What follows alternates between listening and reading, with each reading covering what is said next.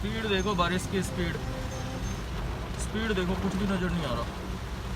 ओए होए, मतलब ये वो जगह है जहाँ पर पानी की बूंद गिरती है तो नज़र भी नहीं आती थी, और यहाँ पे आज ऐसे हो गया, बिल्कुल कुछ भी नज़र नहीं आ रहा, इतनी ज़ोर से बारिश।